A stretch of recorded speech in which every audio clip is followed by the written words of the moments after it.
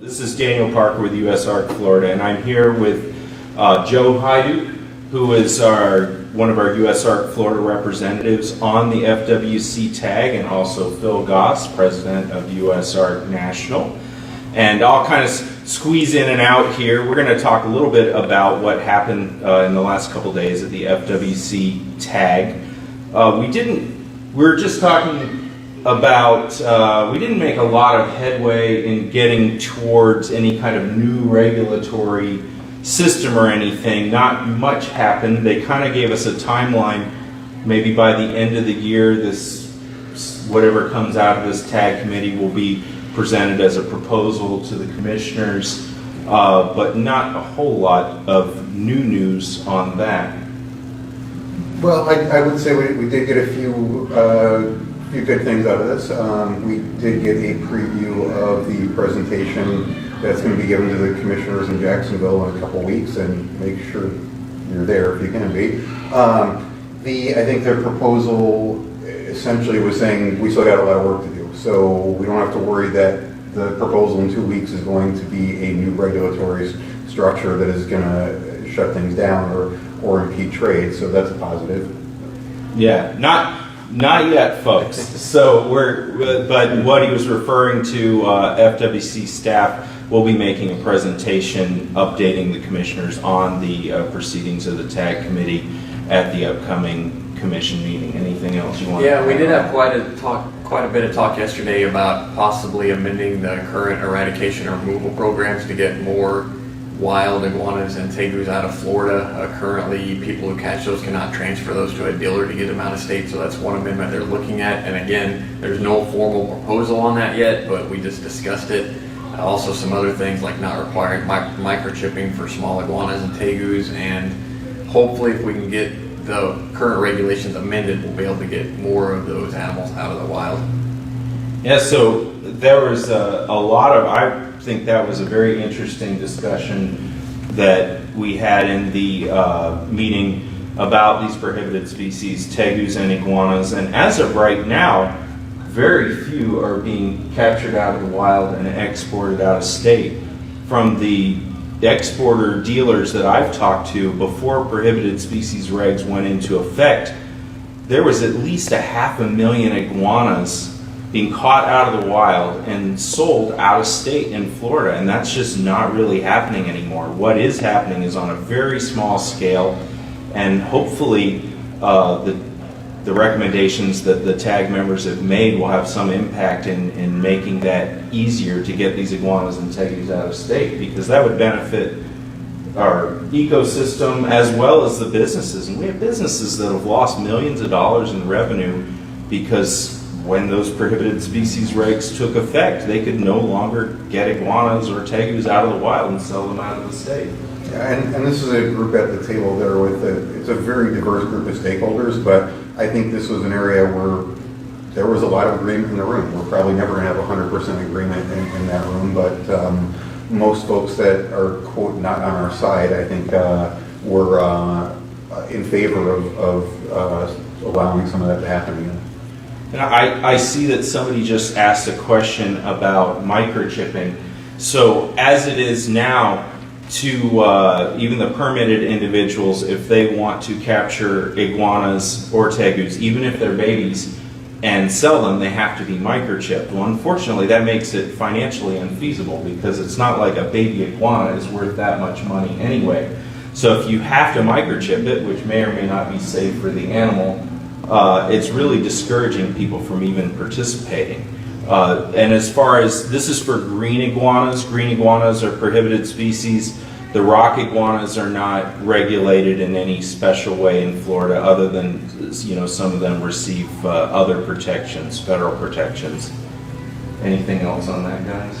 No, again, it was just we made several suggestions, so we'll have to see what FWC does with that. So where does it look like we're heading with this tag group?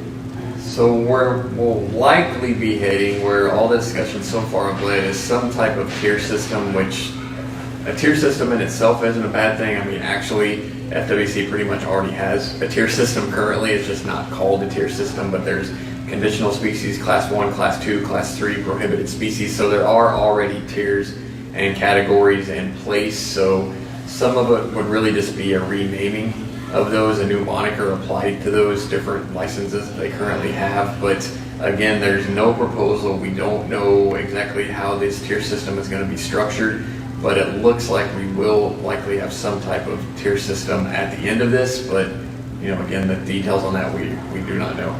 Yeah, it could be similar tier system that we have now, or it could be a lot more restrictive. It's all up in the air. The time frame is they're hoping to have a proposal made by the end of the year. And to be very clear that as it was just reiterated to us, we're not an advisory group.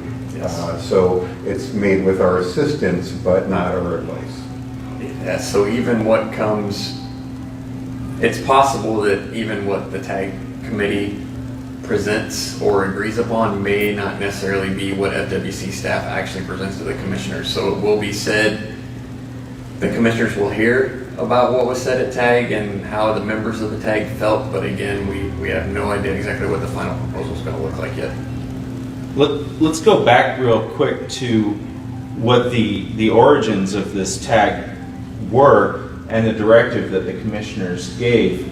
They did give the tag instructions to evaluate risk of species and come up with some regulatory structure that addresses that, but not just that, put the burden of proof on the industry to prove that they're safe.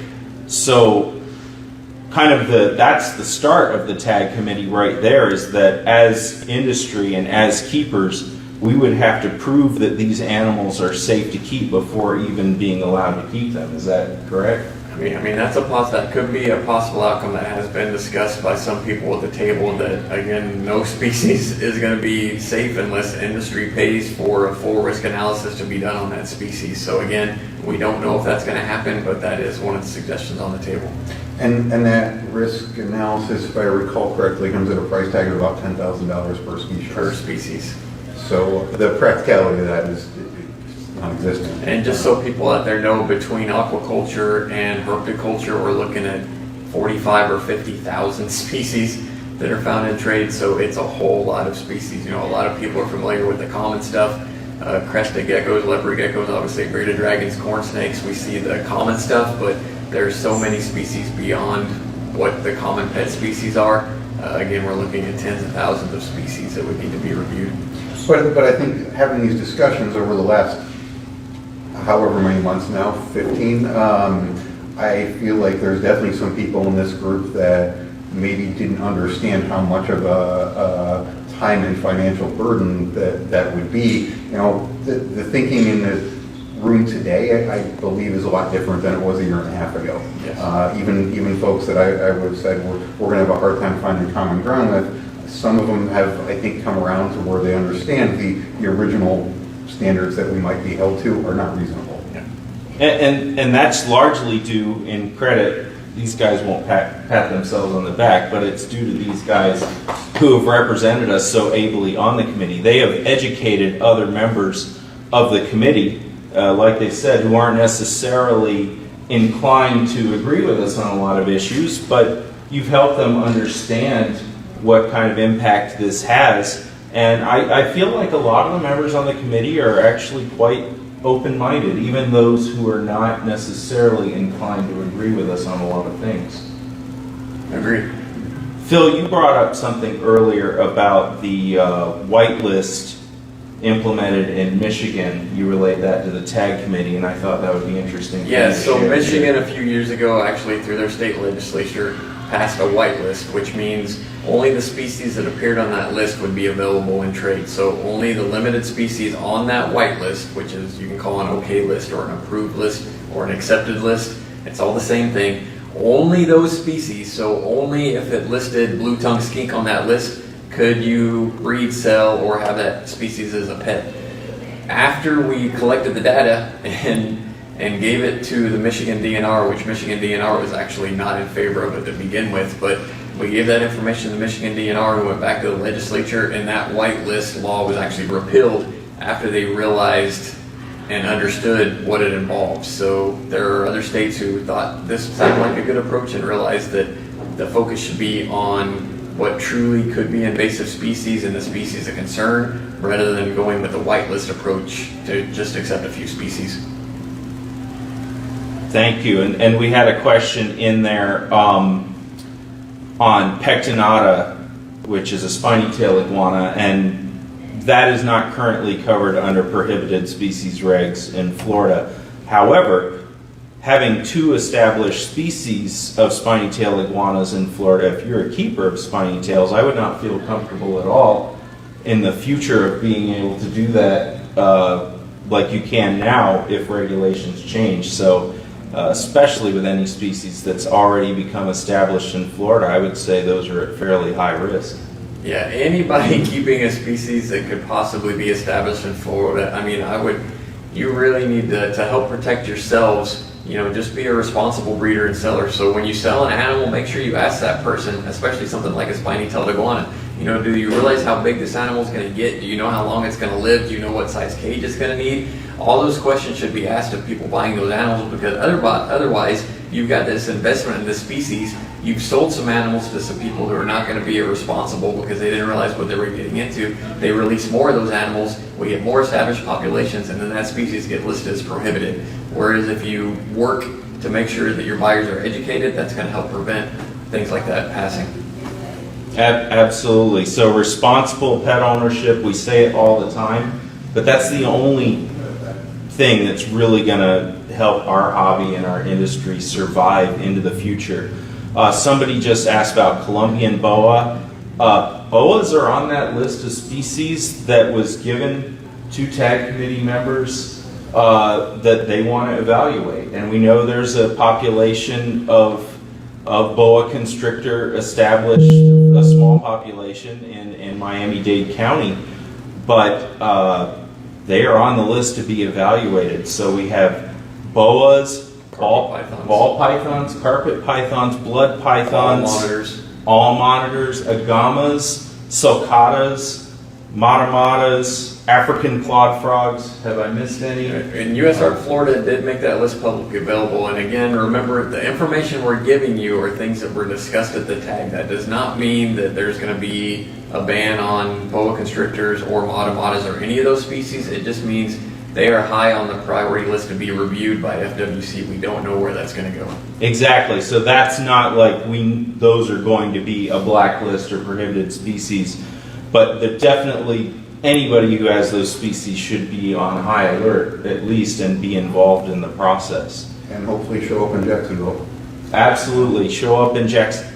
I can't remember the date offhand. It's the 21st and 22nd, or Tuesday and Wednesday, 2 weeks from now. The 21st is when the TAG committee report will be made. So if you're planning on coming to the Jacksonville Commission meeting, I would plan on that first day, the 21st. On the second day, they have an open comment period at the end where you can comment on items not on the agenda. So that's also a period where people can express their concerns to FWC. But I would plan on being there the first day, the 21st, if that's the only day you can come. And there is a 1 hour comment period following that tag summary. So yes, and you do have to show up, I believe, before Is it before 9 o'clock? Okay, so yeah, you can't get there late either. You need to get there if you want to speak. Yeah. If you want to speak, right. So somebody said before buying an animal, you should do a lot of research. Absolutely, we would all agree with that. Absolutely. Is there? Somebody just said Jay said another fundraiser coming soon to help USARK and USARK Florida. That's awesome, Jay. We really appreciate what you've done for us. That's excellent, and I look forward to hearing more about that. Also, we have an auction coming up at Repticon Tampa on February 25th. 25th, I'm pretty sure. Why are you looking at us? I'm not, I know, I'm pretty sure it's the 25th. It's the Saturday of the Tampa Repticon. I should have had all these Posted dates. on the USARK Florida Yeah, Facebook it's page posted. and Instagram. It's Yep. posted on all our pages. So we really would like to see you there. If you'd like to donate items, that would help us tremendously. But definitely show up, bid on items. It should be a good time, and it helps support what we're doing.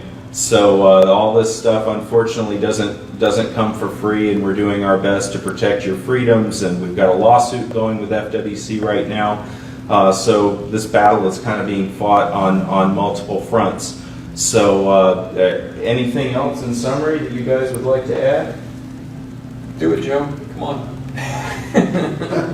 No, I thought it was a relatively productive meeting, more productive than I thought it would be, and